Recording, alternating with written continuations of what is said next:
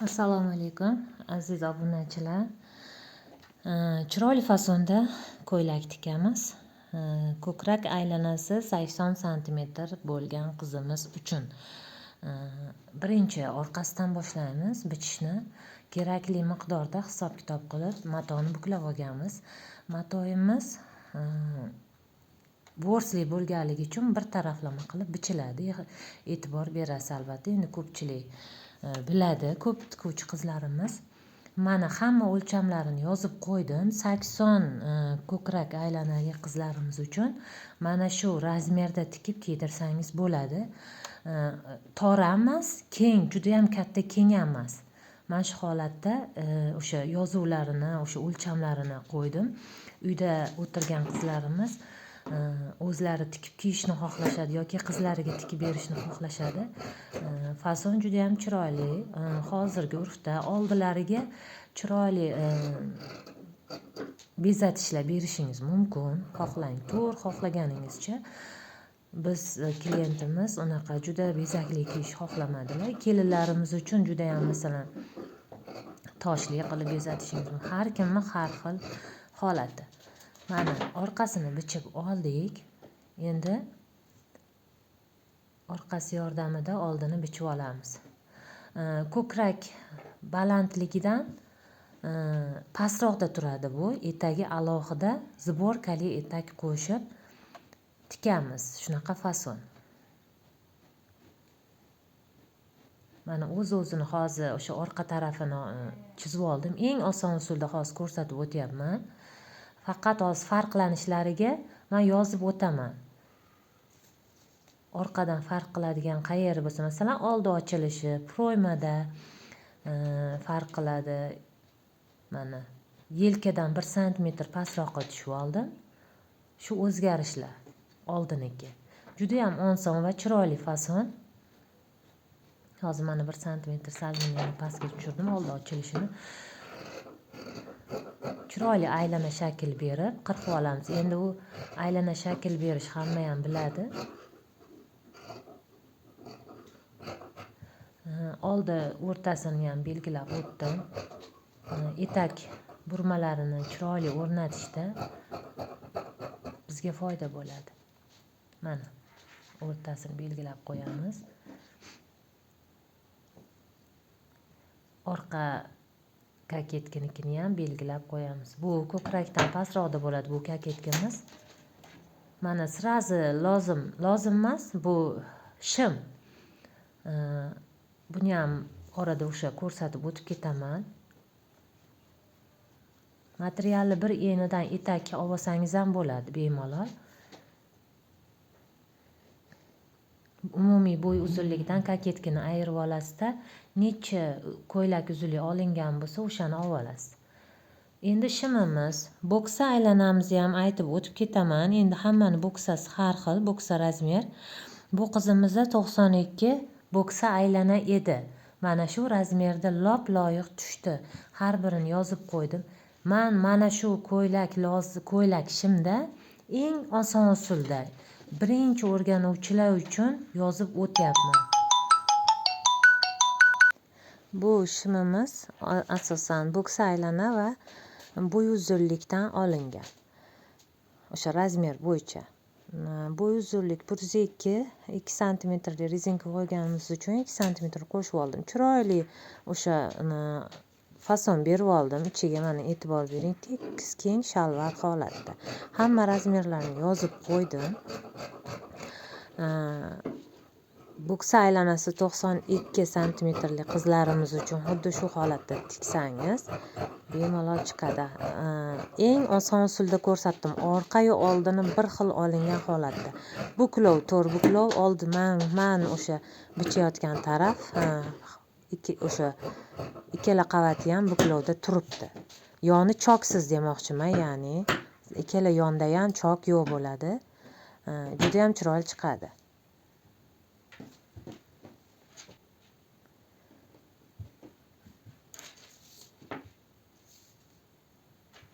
Ko'ylagimizni etagini xuddi shu holatda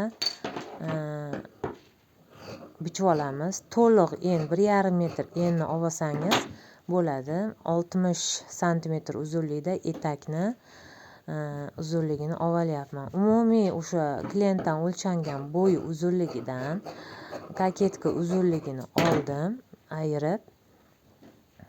Qolgani etak qaytarilishi 3 santimetr chok haqi qo'shib oldim. Umumiy o'sha uzunlik etakka, ya'ni 60 santimetr bo'ldi. Mana shu holatda qirqib olaman, tekis qilib. Eng oson usul va chiroyli yarashimli fason bu.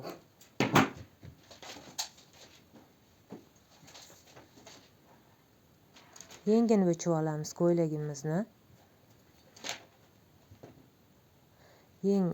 Yeng uzunligi 60 santimetr plus bunga rezinka o'rnatishimiz haqqi, chok haqqi ham qo'shib olindi. Okat balandligi 14 santimetr. Yengimizni kengroq oldik. Pastki qismi ham o'sha 18. Rezinka qo'yamiz. Chiroyli kengroq bo'lib turadi. Yelkada ham ozroq zborka beriladi bu yengimizda. Bo'rsini tekshirib oldim. Ya'ni tovlanishi deyishar ekan ko'p qizlarimiz. Maton tovlanishini ham tekshirib oldim. Yana o'sha yeng, ayniqsa bee'tibor qoladigan joylarimiz kichkina bir detallarimiz. Yenglarda har xil bo'lib qolishi ehtimoli bor, tovlanishi. Shuning uchun bu padbord xuddi shu holatda buklov qilib bichib olaman. O'sha ozroq qirqib olganimdan keyin o'sha kamera o'chib qolganini sezib qoldim. Mana shu holatda hozir ko'rsatib o'taman. Shundoq material buklash kerakli miqdorda. Oldi buklovlar ham tekis turadi bir-birini ustida. Kerakli joyda hech qanaqa chok haq qo'shilmaydi. Qanaqa oldi o'yinda ochilgan bo'lsa, asos qanaqa bo'lsa xuddi shuni olinadi. Keraklicha enlida mana 5-6 santimetr enlida qirqib oldim. Padbord shu.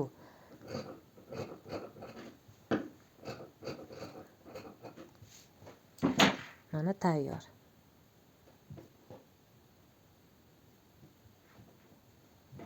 Aynan shu yeri yoqmadi menga, ozroq chiqib qolgan ekan, shuni olib tashladim. Padborddan ham, asos bo'yin o'yindidan ham. Mana hamma detallarini bichib oldik.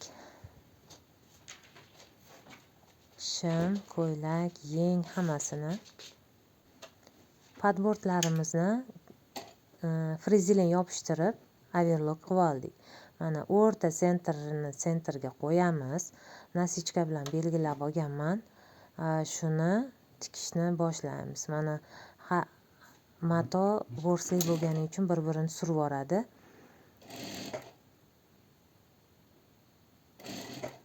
Bir santimetr yoki 0,7 millimetrda chok haqi bilan tikib olamiz. Endi kim qanaqa? 1 santimetrda tikib olsangiz ham bo'ladi. Unaqa katta ochilmagan oldi.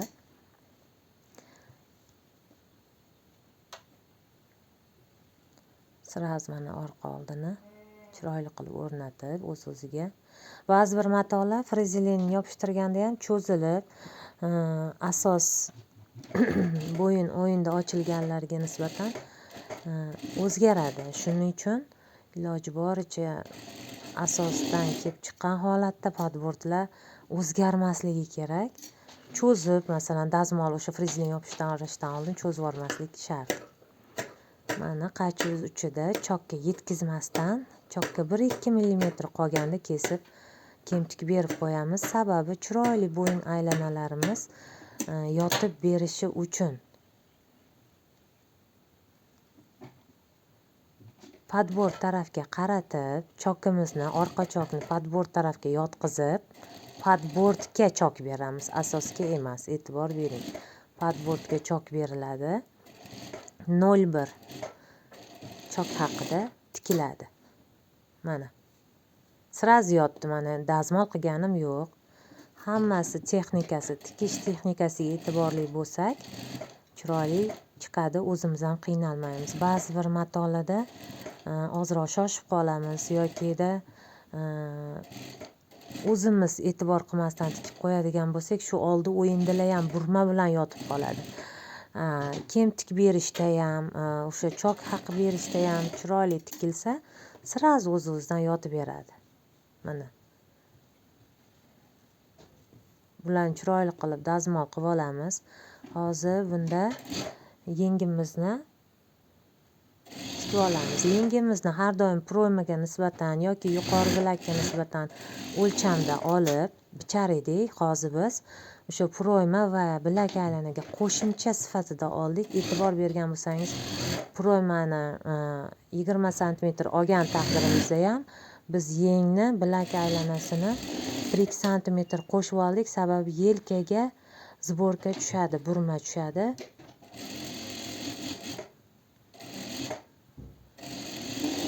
Shuni maqsadda chiroyli qilib hozir zborkaga tikib olamiz.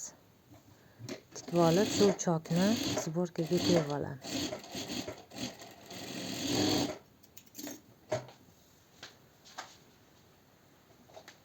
Yengi ham tayyorlab oldik. Hozir endi o'sha overlockga o'tadigan holatda mana pastki etak qismini, yon chokini ham to'g'ri chokda tikib olib, sразу overlockga o'tamiz. Overlock dazmol albatta qilinadi.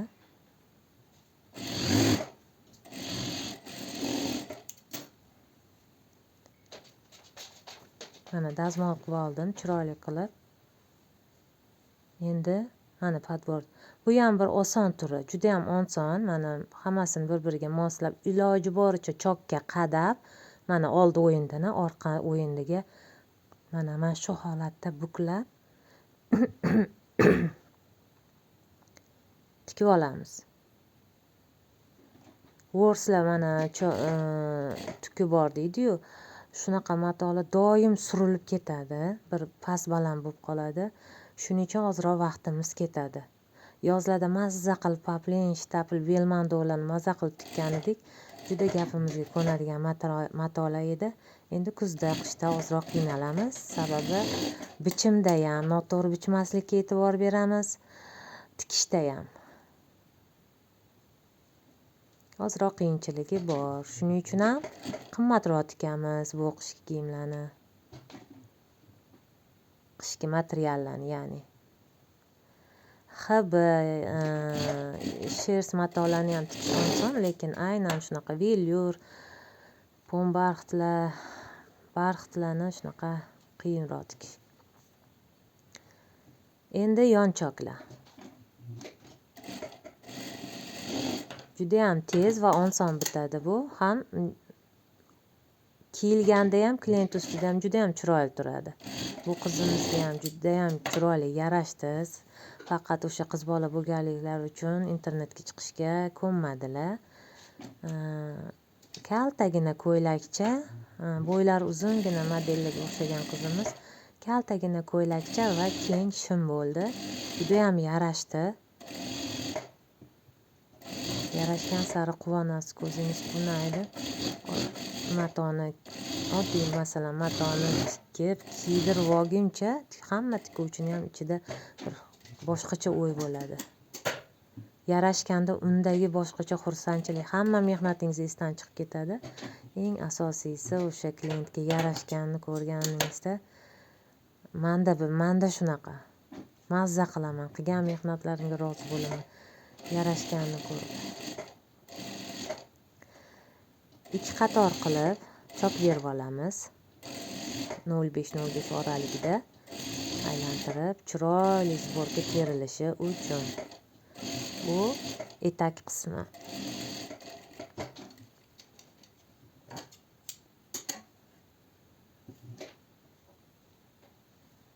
YouTube'dan ko'rib ham tikuvchi bo'lsangiz bo'ladi. Bemalol har xil fasonlar bor. O'lcham olinadi, matoda bichiladi. Fason chiqariladi. Fasonlar ham internetda ko'p. Qaysi fason qanday chiqarilishi. Aniq o'lcham olinsa bo'ldi. Mana hozir ko'ylak, asos ko'ylak beliga to'g'rilab, etagimizni belini qo'yib olamiz, moslab, to'g'rilab, bir xilda terib olamiz zborkamizni, burmalarimizni. Zborka, burma, yana nima deyiladi? Shunaqa. chiroyli qilib terib olib keyin tikamiz. Ko'ylakni yonini, asosini overlock qilib dazmol qilinadi choklarini. Shart kiyinish. Mana dazmol qilib tayyor qilib oldim. Endi sizlarga dazmol, overlocklarni ko'rsatmayapman. Sababi ko'pchilik megabayt ko'p ketadi yoki vaqt ko'p ketib qoladi. Shuning uchun eng kerakli, eng asosini ko'rsatib o'taman. Albatta, etap-metap qilingan ish yaxshi.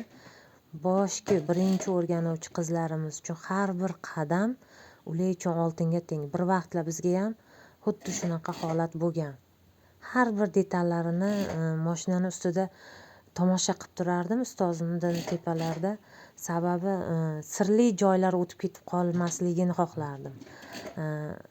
Biz o'rgangan vaqtimizda usta shogird bo'lgan vaqt nima ish buyurilsa, uy ishlari, kir yuvish, shulardan ortib o'rganardik. Ustamizni hamma ishlarini qilardik qizlar bilan. Obedga ovqatlarimiz qilib ertalab chiqqancha kechga yoki maktabdan keyin biz shunaqa qilib o'rganardik. O'g'irlab o'rgansang hunarli bo'lasan deb o'zlari aytardilar. O'g'irlash qanaqa ekan, biz o'g'irlikni yomon deb bilganmiz.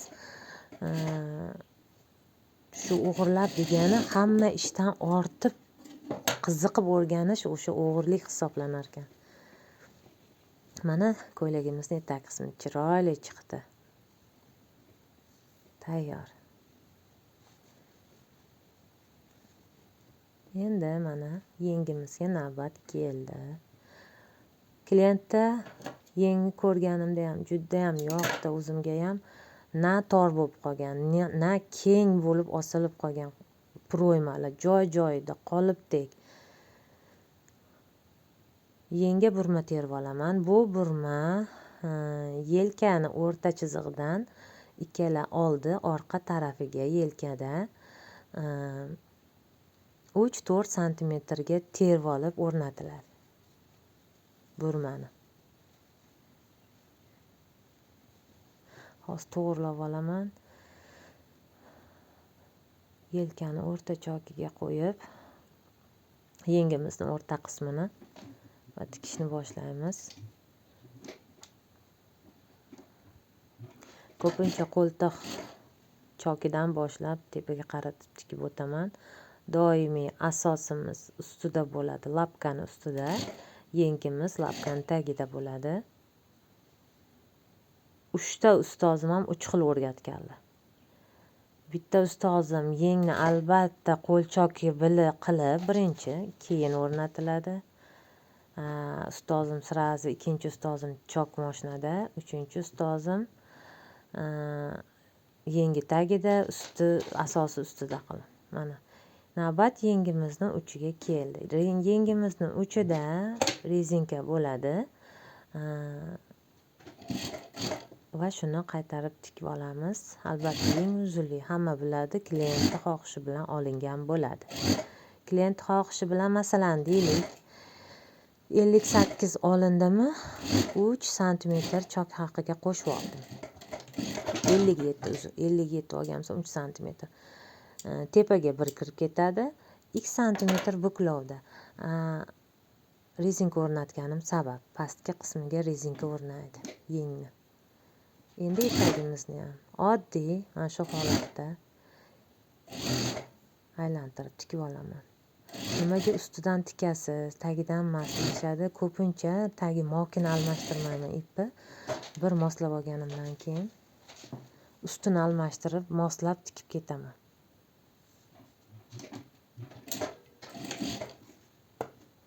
Baribir ustini ham tagini ham matoga yaqin rangda, matoga o'xshash rangda tikiladi. Bu shim qizlar. Mana shimni e'tibor bering. Ikkala tarafini ham bir xil olib tikdim. Bu oson usuldagi shim. Bu ham chiroyli turadi. Yonida chok bo'lmasa ham chiroyli turadi. Buni kiyib ko'ringlar. Nostandart qomatdagilarga tushmasligi mumkin, lekin oddiy shim, unaqa yomon turmaydi bu ham. birinchi og'la tikiladi. Ikkala taraf orqa oldi og'la tikib olinadi. Mana shu ko'ylak lozim eng oson usulda tikilgani. Hatto bichimi ham. Overlock qilib oldim va ikkala tarafga ajratib olaman, ikkala sonni. Ajratib, o'rta qismini, og'ini ushlab, iloji bo'lsa bulavka qilib olinadi. Sababi bu vorsli mato, tukli mato, ya'ni qochirilish, tagi cho'zilish yoki yedirilib ketish ehtimoli bor. Shuning uchun o'rta oq qismini mahkam qilib, shunga qarab tikilinadi.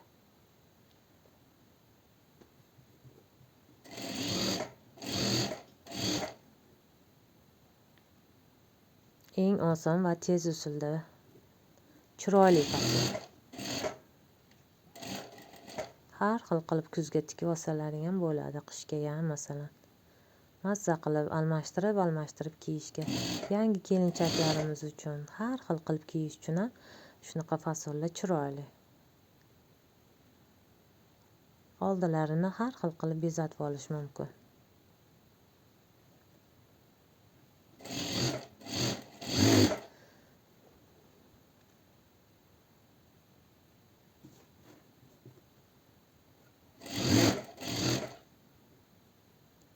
Deyarli tikib bo'ldik shimimizni. Overlock qilamiz. Ichki og'larini, pastki bel qismlarini overlock qilinadi. Mana qilib oldim. Rezinka haqi qancha tashagan bo'lsangiz yoki qanaqa rezinka o'tkazadigan bo'lsangiz, o'shanga qarab tikasiz.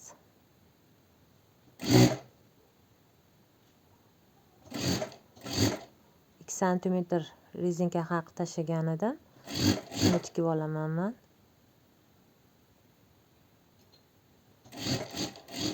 Pastki qismi ham masalan klient necha o'lchagan bo'lsangiz, shuni yana qayta o'lchab olishingiz ham mumkin. O'lchab, o'shani qoldirib, buklov bilan tikib olasiz. Bo'ldi, shu bilan qaychi tekkizmaysiz. Klient ustidan yech, qaytarib ber, qirqib ber qilish shart emas.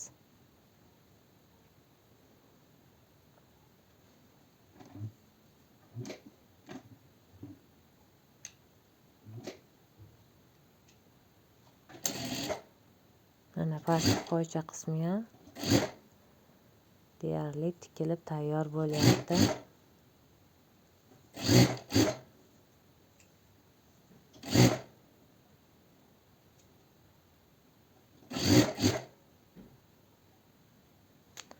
Dazmol qilishda o'zini matosidan foydalansangiz ham bo'ladi. Agar yulduzlaringiz yo'q bo'lsa, shunda dazmol izi tushmaydi.